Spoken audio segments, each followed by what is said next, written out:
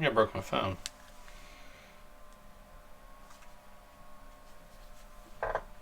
That shit. Oh, nope, never mind. That's not under the screen. That's on the screen. I'm just a dirty person. I was kidding. I have to clean that later.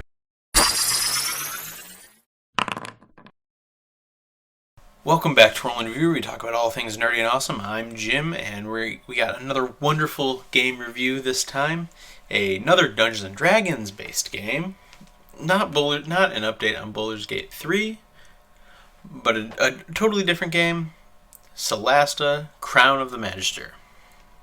So the very end of May, Solasta went to full release, and I discovered it because I hadn't seen it before, and discovered that this small company, Tactical Adventures, which is really a small company, like even they say they'd never want to grow more than 15 to 20 people, have made a role-playing game on the computer based on the SRD 5.1, which, if you don't know what the SRD 5.1 is, it's the standard resource document for 5th edition. It's basically it's the rule set. They got permission from Wizards of the Coast to make a game using the rules as set out by the SRD 5.1, which is fantastically impressive, especially since at the same time Wizards of the Coast has greenlit a AAA game, Baldur's Gate 3, to be a 5th edition game, continuing the Baldur's Gate games. So I found that amazing, first of all. Second, I started playing it, and I really like it. It has some issues, but I will say this. It is Tactical Adventure's first game, as opposed to Larian's, I don't know exactly how many games Larian Studios has made, most notably the Divinity series. But Tactical Adventures, this is their first game, and really, for a AA price, it's really good. The things that I dislike about it the most, I'll say some of the voice acting could be greatly improved. There are times when you would expect there to be more emotion in the lines being read, and there isn't enough emotion. The graphics, not in the general gameplay, but in some of these cutscenes, isn't perfect when it comes to the characters speaking and the physicality of it matching the voice acting. But that's kind of a minor issue, and it's not a AAA game. I didn't pay $60 for it. I'm not expecting that same kind of polish that you expect from AAA games. If Baldur's Gate showed up with this level, I would be disappointed, but at a AA price, it's actually pretty good. And I know I said that annoyed me, but those little aesthetic things do bug me when I see them. I just can look at it and go, it's not going to ruin my gameplay experience. The other thing, and this is really a petty annoyance, I think, is that they don't have everything from the SRD 5.1.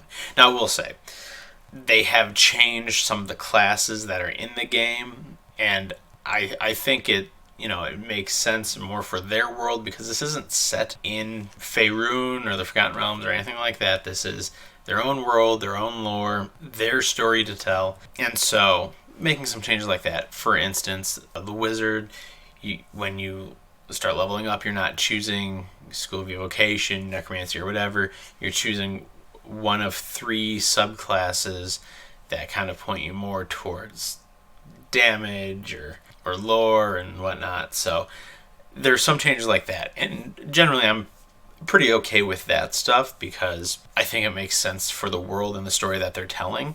So it matches with the game I'm playing. But the petty annoyance, it comes down to my cleric in my game, is that they don't have the Warcaster feat, which means I either have to choose for my cleric to hold a shield in one hand and nothing in the other, just for the extra AC while they're casting, or the mace in one hand and then a free hand to do all the somatic components. as opposed to having the Warcaster feat, which would mean I could do the somatic components with my hands full of a shield and a mace.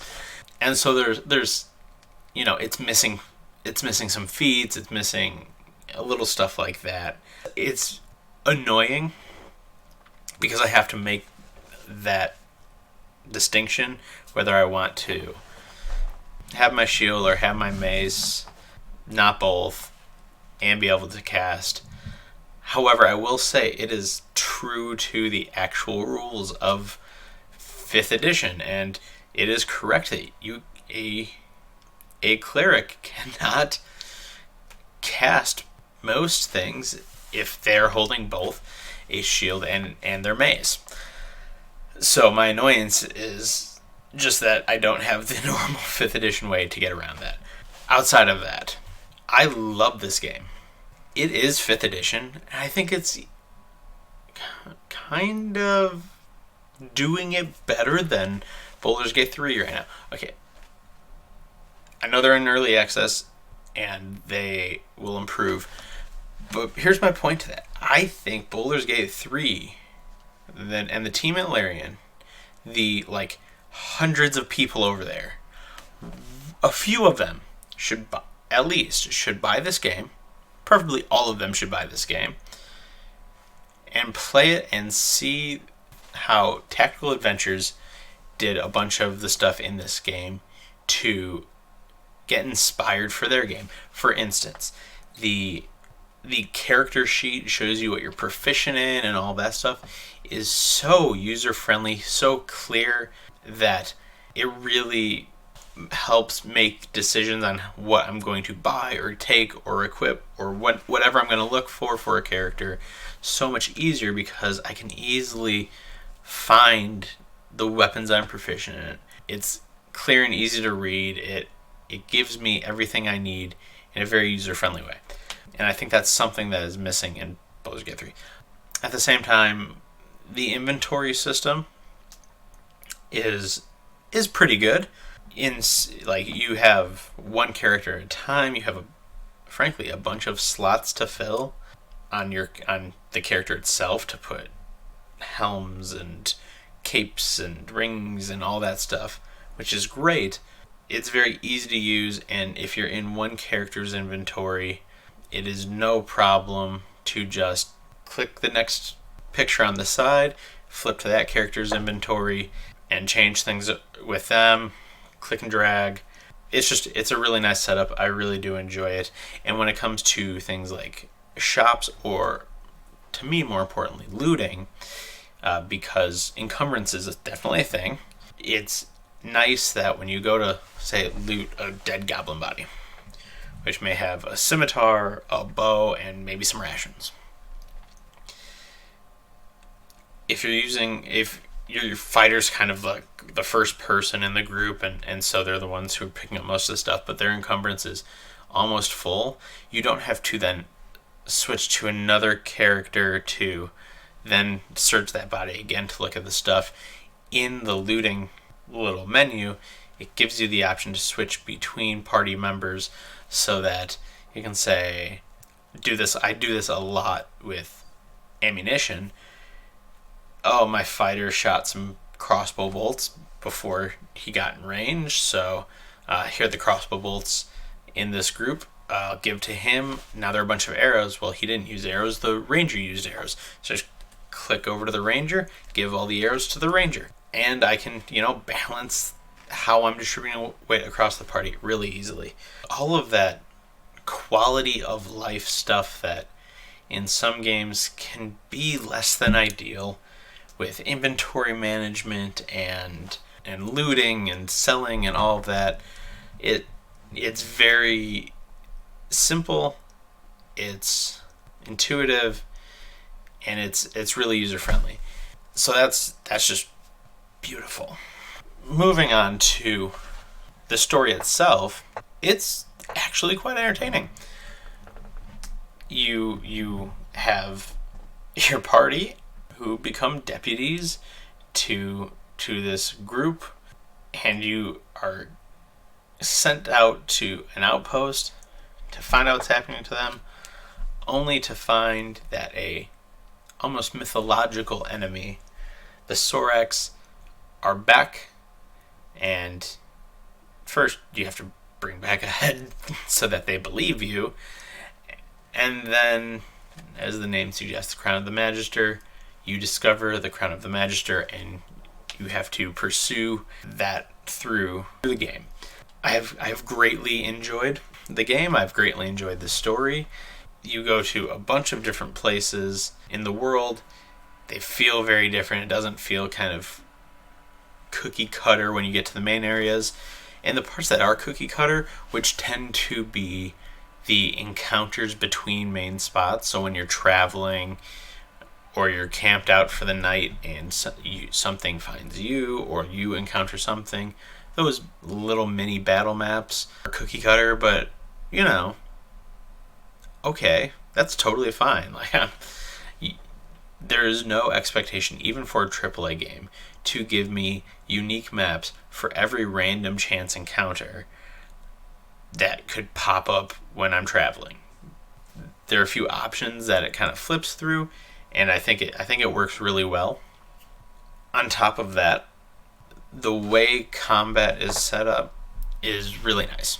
So the game easily lays out your actions, your bonus actions, and then movements. Movement's movement. What's very nice about how all of it's set out, though, as opposed to having some options to do on the side and then just a bunch of little icons for spells and items you have in your inventory, and potentially multiple different icons for the same spell but casting it at different levels. It has a very, very wonderful basic attack, dash, dodge, disengage, shove. It has cast a spell. Beautiful. Just cast a spell. You click that, and it brings up your spells. And say a level 1 spell like Magic Missile. It doesn't have to repeat Magic Missile in level 2, 3, 4, etc. To cast at different levels. It just has a plus sign in the upper corner. If you want to cast that at a higher level, you click that plus sign, you choose what level you want to cast it at, and then you're on to selecting the targets for each missile.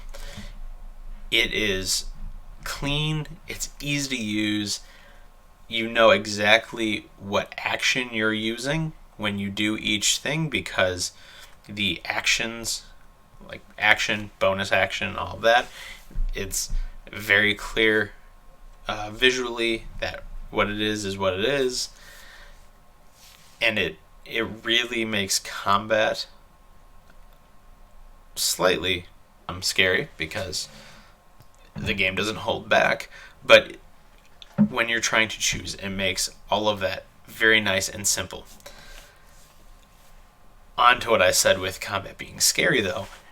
I do enjoy the challenge, at least at the level I'm playing at, which is meant for people who want an authentic experience. They obviously have done a great job programming the AI in this game, because the AI isn't dumb. It actually does things in a way that infuriate me, but only because I do it to the enemy all the time, and why shouldn't they do it to me? For instance, when I go to cast Magic Missile on something that has spells, it using shield and just negating my Magic Missile. Or me trying to use a 3rd level spell because I'm just like, I'm done with this right now, and they counterspell it, which is quite annoying, but I do it to them, so I get it.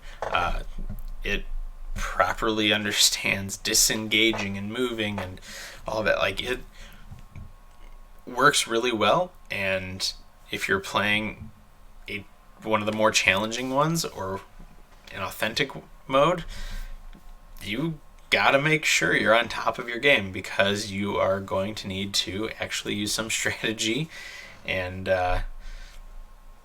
and maybe even a little bit of luck to to win these battles, because the monsters are going to do smart things.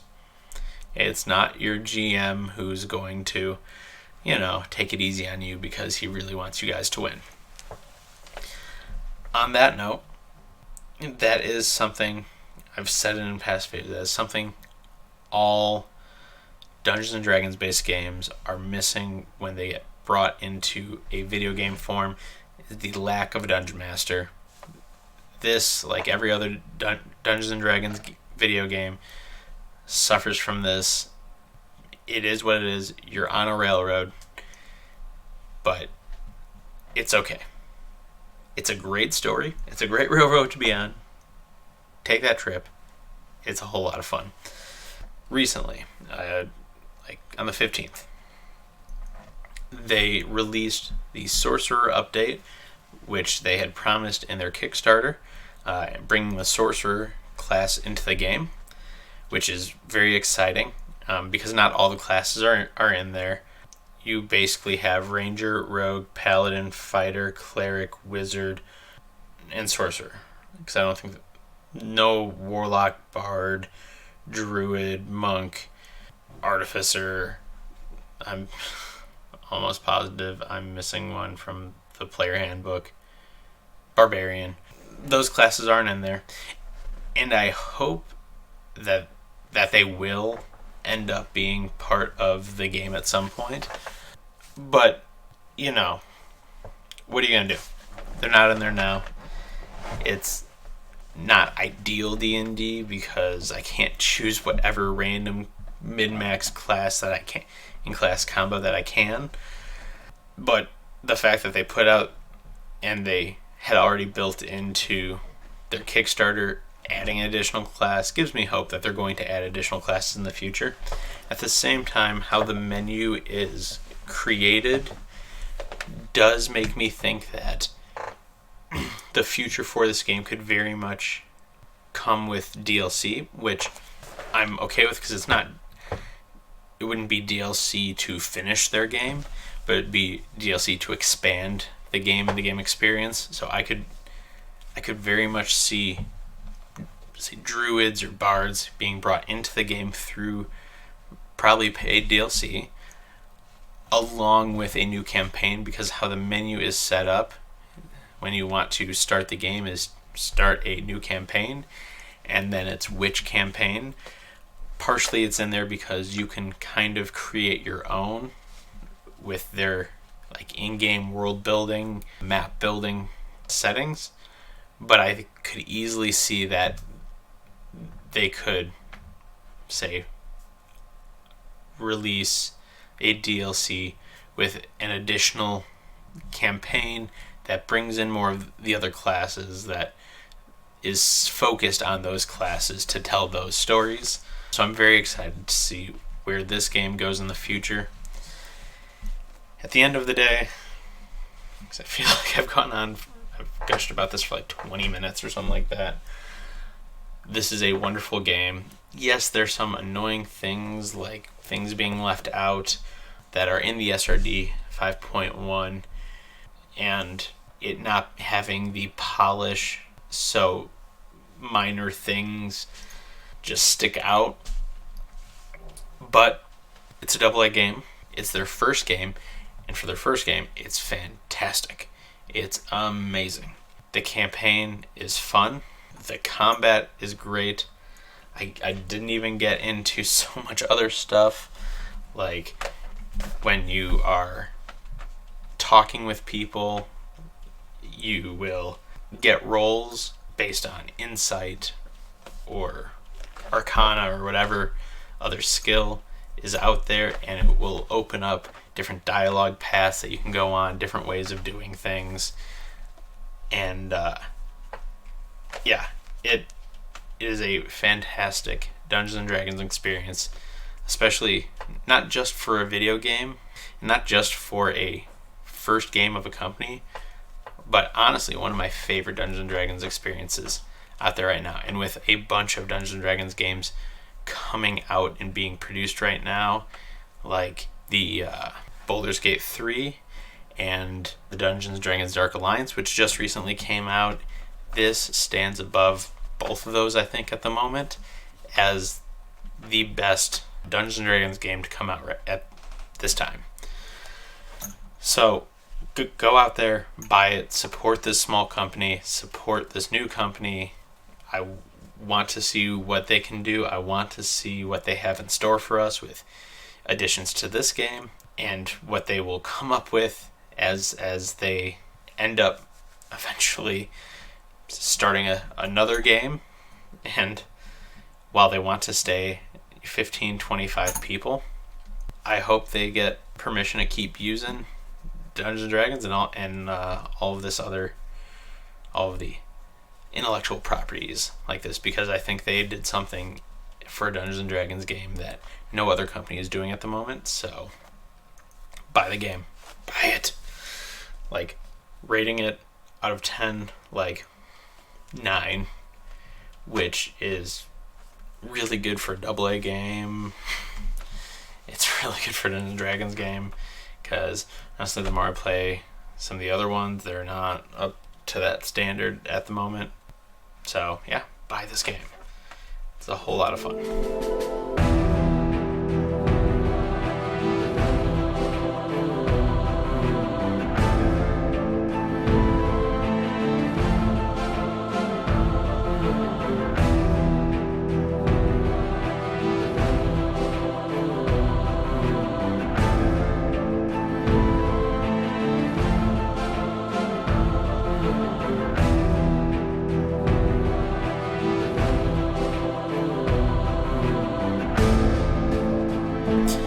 Anyway, welcome back to Roll and Review. Welcome back to Roll and Review, where we talk about all things nerdy and awesome. I'm Jim, and I can't fucking speak right. Oh, God. Oh, what am I doing with my life?